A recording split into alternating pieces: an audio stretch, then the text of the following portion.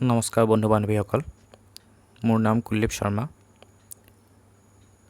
যেহেতু আপোনালোকে জানে যে এইবাৰ অসম ৰিলেটেড কোৱেশ্চনছ 30 to 35% থাকিব in APSC prelims and mains so' মোৰ বন্ধু এজনে ক'লে যে অসমৰ ওপৰত অসম ৰিলেটেড কোৱেশ্চনছ আপলোড কৰিব লাগে চ' মই ভাবিলোঁ ঠিকেই আছে কথাটো হয় যেহেতু 35% আহিব চ' আমি অসমৰ ওপৰত স্পেচিয়েল ইম্পৰ্টেঞ্চ দিব লাগিব এইবাৰ কিন্তু অকল কুৱেশ্যনছ নিদিওঁ মই কুৱেশ্যনছ দিয়াৰ আগতে মোক অলপমান চেপ্টাৰবোৰ ৰিভাইজো কৰি যাম এইটো এটা ৰিভিজন টাইপ হ'ব ব্ৰিফলি ৰিভাইজ কৰি যাম বেছি ইনডেপ্থ নাযাওঁ চ' প্ৰথম মই ভাবিছোঁ এই ছিৰিজটো ষ্টাৰ্ট কৰিম আছাম হিষ্ট্ৰীৰ পৰা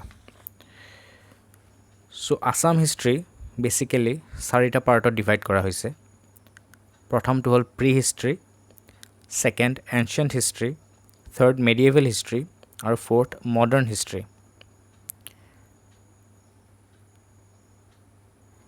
প্ৰি হিষ্ট্ৰী আপোনালোকৰ 4th চেঞ্চুৰীৰ পৰা আগৰখিনি হয় মানে 4th চেঞ্চুৰীৰ পৰা প্ৰায়ৰ টু 4th চেঞ্চুৰী যিমান আছে গোটেইখিনি প্ৰি হিষ্ট্ৰীত আমি ধৰোঁ এনচিয়েণ্ট হিষ্ট্ৰী আমি 4th century two 12th century ধৰোঁ মানে ফ্ৰম বৰ্মন ডাইনেষ্টি টু পালা ডাইনেষ্টি মেডিয়েভেল হিষ্ট্ৰী আমি from the advent of Ahoms টিল the treaty of Yandabo in 1826 Ahom অহাৰ পৰা আহোমৰ ৰাজত্ব শেষ হোৱালৈকে সেইখিনি আমি মেডিয়েভেল হিষ্ট্ৰীত ধৰোঁ আৰু মডাৰ্ণ হিষ্ট্ৰীত আমি from 1826 onwards British annexation of Assam and colonial rule till 1947 সেইখিনি ধৰোঁ চ' প্ৰথম আজি আমি ষ্টাৰ্ট কৰিম প্ৰি হিষ্ট্ৰী অফ আছাম ঠিক আছে so' Assam's history goes back to ancient times the base of this history can be found in Tantric literature, Buddhist literature, Assamese folklore and Vedic literature. However, first mention of the state of Assam is found in the epics and religious legends. Various places mentioned in the epics like Mahabharata, etc. are now identified with sites in this state. অসমৰ mention বহুত আগৰ পৰাই হৈ আছে মহাভাৰত কালৰ পৰাই হৈ আছে এটা ফান ফেক্ট কওঁ মহাভাৰতৰ যুদ্ধত অসমৰ ৰজা এজনে অংশগ্ৰহণ কৰিছিলে সেই ৰজাজনৰ নাম কি আছিল আৰু কাৰ পক্ষত তেওঁ যুদ্ধ কৰিছিলে সেইটো মই অলপ আগত কৈ আছোঁ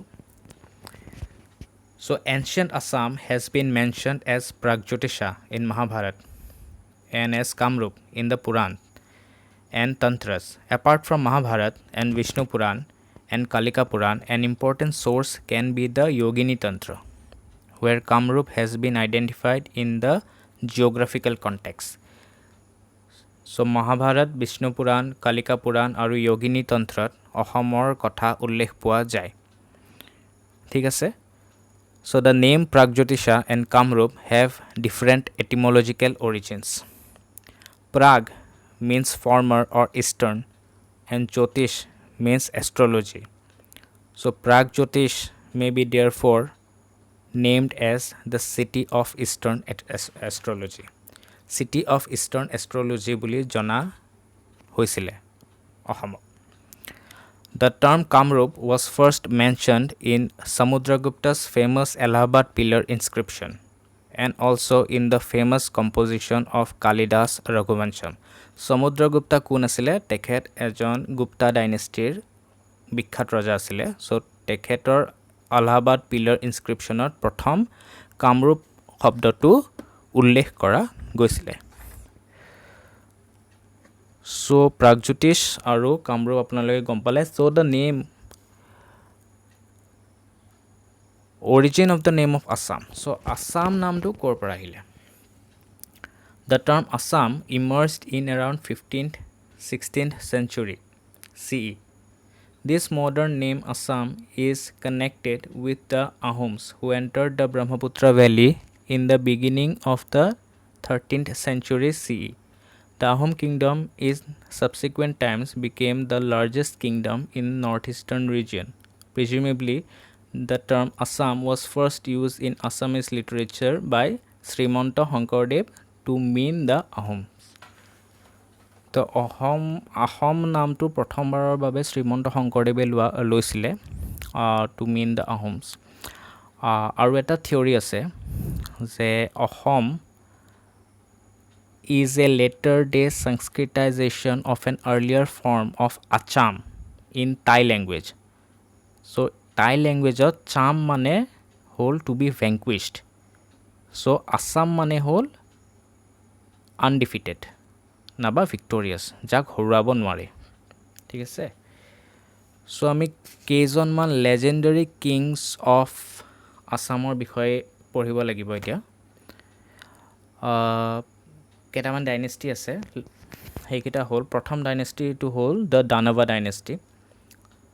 the Danava dynasty was the first legendary line of rulers in Pragjyotisha established by Mahiranga Danava, who was subsequently succeeded by Hotokashur, Sambhashur, and Ratnashur. The Danav dynasty consisted of Kirata chiefs, and the last of whom, Hotokashur, was killed and replaced by Narakashur. So, prothom legendary line of rulers, jitu amar ancient Pragjotishpurat asile, সেইটো হ'ল আপোনাৰ দানৱ dynasty. কোনে form কৰিছিলে, কোনে establish কৰিছিলে? Mahiranga দানৱে। Next ডাইনেষ্টিটো হ'ল আপোনাৰ Bhauma dynasty. The Bhauma dynasty is the second legendary dynasty of Pragjyotisha after the Danava dynasty. Narakasura, who is said to have establish this dynasty, and his descendants Bhagadatta and Vajradatta are first mention in the epics Mahabharata and the Ramayana. So' নৰকাসুৰৰ নাম আপোনালোকে নিশ্চয় শুনিছে, বহুত famous ৰজা আছিলে তেওঁ। নৰকাসুৰৰ বিষয়ে অলপমান চাওঁ। The legend of Narakasura is important in the history of Assam, particularly Kamrup. Narakasura is cited as the progenitor of all three dynasties that ruled Kamrup in historical times. A hill to the south of Guwahati is named after him. He is also associated with the Hindu belief of the Shakti goddess and place of worship Kamakhya. Narakasur also made Pragjotishpur his capital and helped Brahmins settle down at Kamakhya. His rule extended from Karatoya on the west to Dikrang on the east. So নৰকাসুৰৰ কথা আপোনালোকে নিশ্চয় জানে। নৰকাসুৰৰ যিটো আপোনাৰ legend জড়িত হৈ আছে কামাখ্যা মন্দিৰৰ লগত, সেইখিনিতো সকলোৱে জানে অসমৰ মানুহ। চ' নেক্সট ৰুলাৰ হ'ল Bhagadatta. Bhagadatta was the son of Narakasura and second in line of king of Naraka dynasty. So' মই প্ৰথমতে যিটো কৈছিলোঁ যে অসমৰ এজন ৰজাই মহাভাৰতৰ যুদ্ধত অংশগ্ৰহণ কৰিছিলে, তেখেতৰ নাম হ'ল Bhagadatta. Bhagadatta sided with the Kauravas in the Mahabharat war and fought against Pandavas and Lord Krishna. He is frequently mentioned in the Mahabharat as a powerful ruler ruling in the east. Bhagadatta was succeeded by his son Vajradatta as per the Mahabharat and the earliest known copper plates. However, the later copper plates hints Vajradatta to be Ghadadatta's brother. So অলপ confusion আছে ইয়াতে যে তেওঁৰ পুত্ৰ বজ্ৰদত্ত আছিলে নে কোন, মানে পুত্ৰ আছিলে নে গজদত্তৰ ভায়েক আছিলে, সেইটো অলপ কনফিউজন আছে। কিন্তু ভগদত্তৰ বিষয়ে মই অলপ কওঁ যে ভগদত্ত কৌৰৱৰ পক্ষত যুদ্ধ কৰিছিলে পাণ্ডৱৰ এগেইনষ্টত, আৰু তেওঁক কোনে মাৰিছিলে? তেওঁক মাৰিছিলে অৰ্জুনে। ঠিক আছে।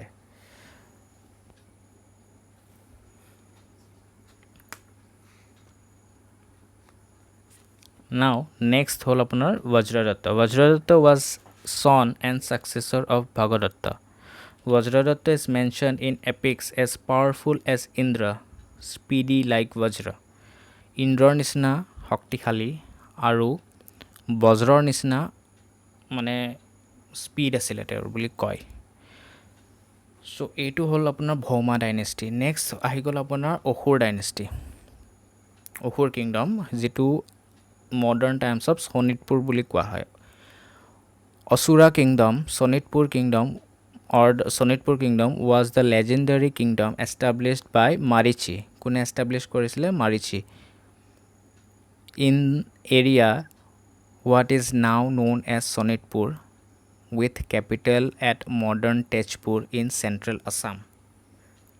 তেজপুৰ বিশ্বনাথ সেই এতিয়া মানে শোণিতপুৰ ডিষ্ট্ৰিক্ট যোনখিনি আছিলে মেইনলি তেজপুৰৰ সেইখিনি আপোনাৰ অসুৰ কিংডমত পৰিছিলে ঠিক আছে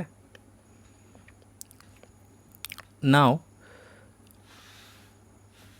let us talk a little bit about Lord Shri Krishna's importance in Assam's mythology ভগৱান শ্ৰীকৃষ্ণৰ মাহাত্য অসম মাইথলজি অসম হিষ্ট্ৰীত বহুত বেছি কেইটামান ইনচিডেণ্টৰ কথা কওঁ Lord Shri Krishna frequently appears in Assam's mythology The Bhagavad mentions that there was a king named Bhishmaka who ruled in Vidarbha, which according to the popular tradition in Assam is Hodia.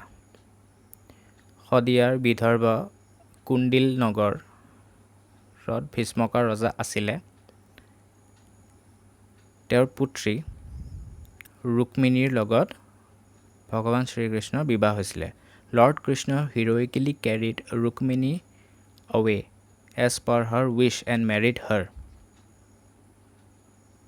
Rukmini কোন আছিলে Rukmini princess আছিলে কুণ্ডিল নগৰ মানে হদিয়াৰ এই গোটেই ঘটনাক্ৰমটো ৰুক্মিণী হৰণ কাব্য আৰু ৰুক্মিণী হৰণ নাট দ্বাৰা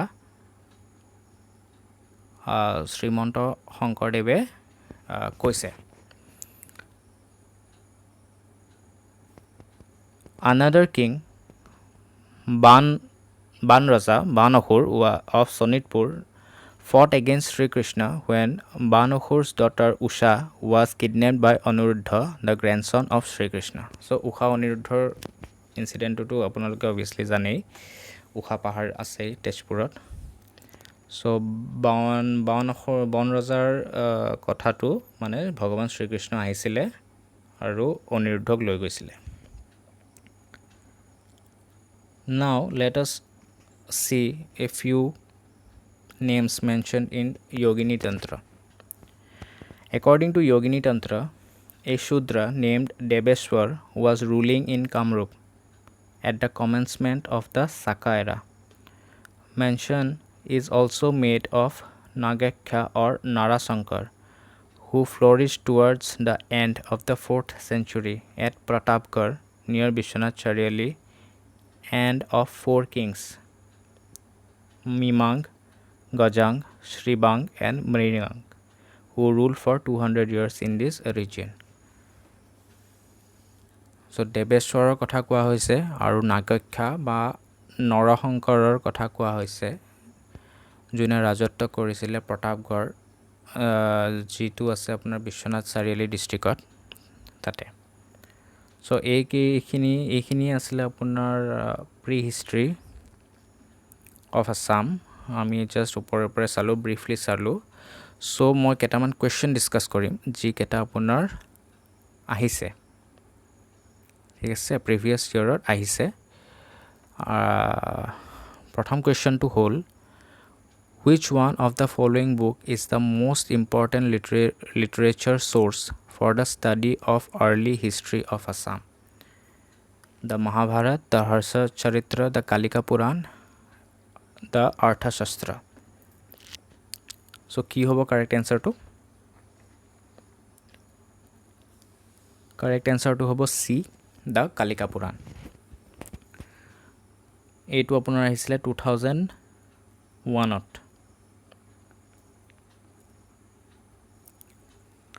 The earliest known king of Assam was Mohiranga Danav, Narakasur, Bhaskar Barman, Narnarayan. Moi matro kolue earliest known king of Assam was Mohiranga Danav. So এই দুটা কোৱেশ্চন সোধা হৈছিলে আৰু আছে কুৱেশ্যন, মই গোটেইখিনি কুৱেশ্যন একেলগে দিম এটা মেৰাথন ছেশ্যনত। গোটেই অসমৰ যিমান কুৱেশ্যন আছে আছাম হিষ্ট্ৰীৰ ওপৰত গোটেইখিনি দিম একেলগে। চ' এইটো জাষ্ট মই আপোনাক দেখুৱালোঁ যে এনেকুৱা কুৱেশ্যন আগতে আহিছে। চ' এনেকৈ প্ৰিপেয়াৰ কৰিব লাগিব। চ' আজিলৈ ইমানতে সামৰণি মাৰোঁ। নেক্সট ক্লাছত আমি the period from 4th century to 12th century CE study কৰিম, মানে এনচিয়েণ্ট হিষ্ট্ৰী ষ্টাডি কৰিম। ঠিক আছে, বাই, টেক কেয়াৰ।